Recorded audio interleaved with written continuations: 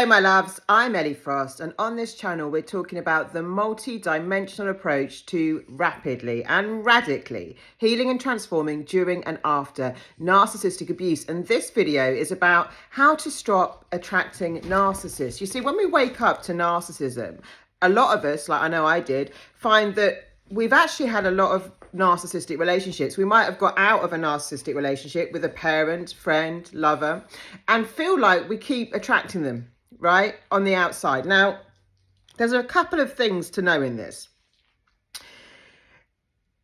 One, no matter how codependent or traumatized you've been in the past or vulnerable you might feel, none of this is your fault. None of this is your fault. In fact, narcissists are complete predators. Some people are easier prey, and I'm going to go into that because of our empathy, because of our vulnerabilities, because of past traumas. But, you know, any idea that's out there, any concept that this is about you not being healed enough or somehow you're to blame, I really want to just stop that rubbish. You're not to blame when a predator attacks you. You're not to blame for... You know, narcissists exploit the best things about us: our empathy, our compassion, our kindness, even our positivity, our want to help. Yeah.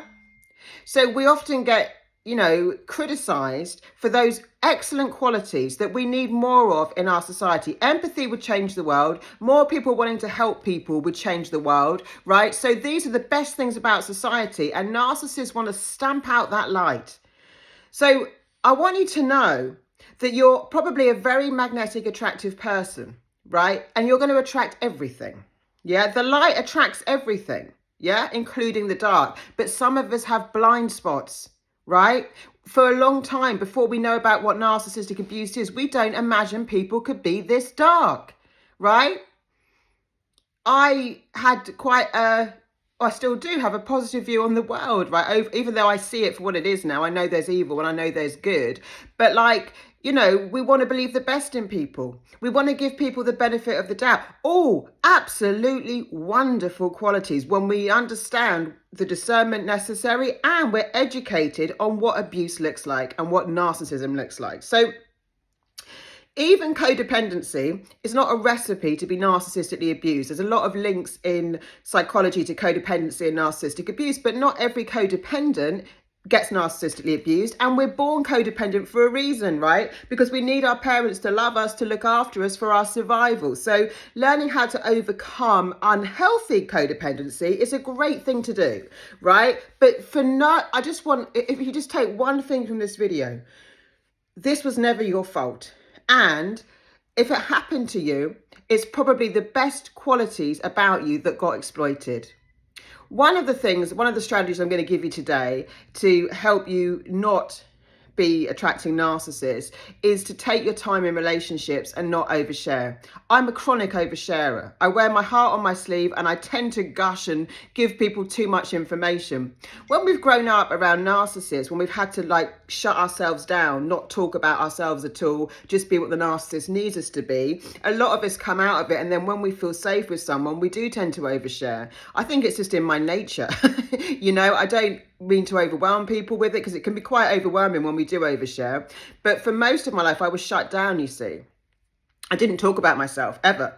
I wouldn't talk about my needs. So I'm going to go into this. But one strategy is don't overshare. Take your time in relationships. Use discernment. Be aware that there are evil monsters on the planet, narcissists, who will exploit you. They will exploit the best things about you: your heart, your charity, your emotion, your kindness, your empathy, your wanting to help others. Please don't lose those qualities because some narcissist has taken advantage of those things. We've just got to learn more discernment about who we give those great things to. Another strategy is people need to earn your trust. I was born trusting in people. I can't, because I suppose what happens is we assume people are like us. So because I've always been a trustworthy person, I assume other people are, right? I have to learn and still have to put into practice. People have to earn my trust, to stop oversharing and actually take things, you know, be discerning with people, which I don't, it's not my nature. My nature is just to connect with people and, you know, love them and, you know, have a party. But people have to earn your trust. So things that are very important. I made a video called Don't Share These Things with a Narcissist. And they are your dreams and your fears, right? Be careful with who you give your dreams to, right? Because they can literally tear them down. And be careful of who you let know your greatest fears, because narcissists will exploit them, including, I should add to that, there's another third one, your traumas and pain, right? When a narcissist knows what's hurt you, guess what? It's like a bullet to shoot you with. They use it as ammunition. Very early on in my relationship, my last narcissistic relationship, my partner asked me if I'd ever been assaulted by a man. And it was a strange question because we were very early on. I thought he was just being so caring, right? But like, he was actually just starting the trauma bond. He was starting to get me to think about traumatizing things. I know that sounds really bizarre, but now I can see the playbook of the narcissist. Like, they want you to express your traumas. They will try and traumatize you, right? Either from their terrible behavior or by reminding you of traumatic things, because it starts a trauma bond straight away. When we've shared something very personal and intimate and that's hurt us with someone, we form a connection. Right? We form a connection. We feel bonded to that person because we've shared something very intimate. So be very careful who you share your pain and trauma with. Don't be railroaded. Narcissists move relationships very fast before you've got time to think.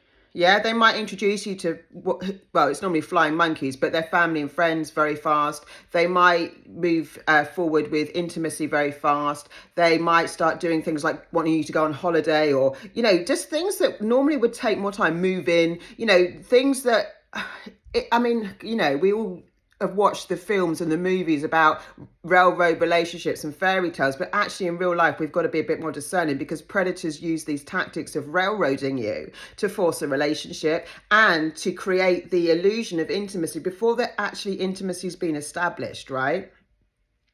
Live your values. Narcissists will push you outside your values. Get clear on what you value most. Is it trust? Is it honesty? Is it reciprocity? Is it a relationship where it's equal give and take? I do a lot of this in my program Sovereign. You definitely want to join that if you like my content, because that is so awesome, that program, and it will heal you fast and it will give you tools to create your best life. But knowing what our values are, what I value most, and knowing how to get my needs met, right? Because you'll notice that when a narcissist is love bombing you, they will try and meet your needs. But in the majority of this relationship, you'll be devalued and your needs will not get met. Now, a lot of us, if we've been used to narcissistic abuse, we don't know what our needs are. And needs include, I want you to understand, needs include emotional needs. I need reassurance. I need emotional safety. I need someone to be consistent with me. These are all needs I have emotionally to feel safe, right? So we've got to get clear on those things, and we've got to be willing to communicate those things. Stay in your body and be aware of how someone's making you feel. When you feel something's off, it's often off. You don't need to know why. You just know it's off, right? So then use more discernment with that person. Put people to the test a bit, you know what I mean? Don't just believe everything they say. The narcissist plays on your logic, right, to try and talk you out of what you want and need.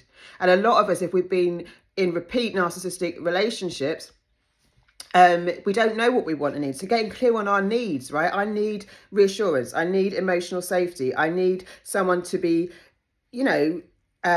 stable. Yeah.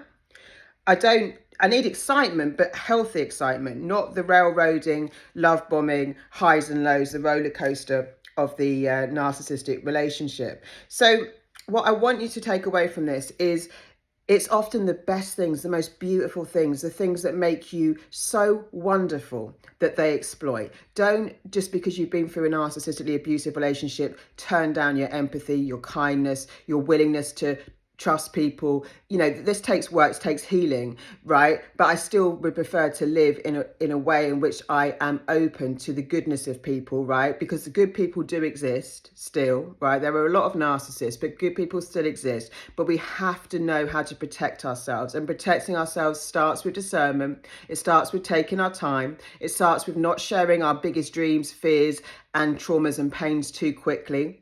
It starts with letting a relationship go at a pace where we can regulate our nervous system, so we can actually communicate how fast it goes, so it doesn't go too fast. It starts with living in reality,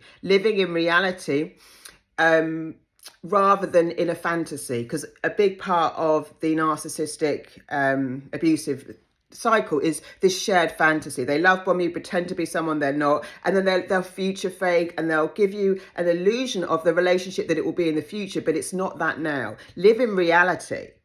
See if your needs are being met now. See how you feel with this person now. And if you're feeling something's off and you're feeling railroaded and you're feeling like you've see, narcissists will actually want you to overshare, by the way. They will trigger you and ask you to overshare. If you know, like, you often, like when you've overshared, you feel, oh gosh, I probably went a bit far there, right? You know, I've done that, did it recently. But like, narcissists will try and get you to overshare. And you know, when I've done it recently, it was my own self. It wasn't someone trying to coerce me into that, or, you know, get me into that. But as an honest, kind person, if someone's asking you very personal questions, right, I like to be true. So, you know, sometimes just saying, I'm not comfortable sharing that right now. Let's get to know each other a bit better first. That's a good one, right? So we're born codependent for a reason. We have to learn healthy interdependency rather than codependency, right? To have the healthiest type of relationship. Healthy relationships come from shared vision and shared values, right? As soon as you're know what your boundaries are, know what your limits are. And if someone's trying to push those repeatedly, that's a huge red flag, right? We need to stay emotionally safe, and energetically and spiritually and physically safe. So know what you need to stay safe and feel good. You should feel great in relationships. You should feel honored, cherished. Think about what you'd like to feel in a relationship, and make sure that you don't settle for less than that, because that's your needs needing to get met, right? Communicate those needs with people who want to meet you there. People that love you, people that care about you, they want to meet your needs, right? As much as you want to meet theirs. And know that it's often the best things about you, the things that make you so lovable and so beautiful on the planet, that narcissists exploit. Don't use their sickness as a reason not to be the beautiful human being you are. I hope you like this video. Please keep liking, subscribing and sharing. Lots of love, and I'll speak to you soon.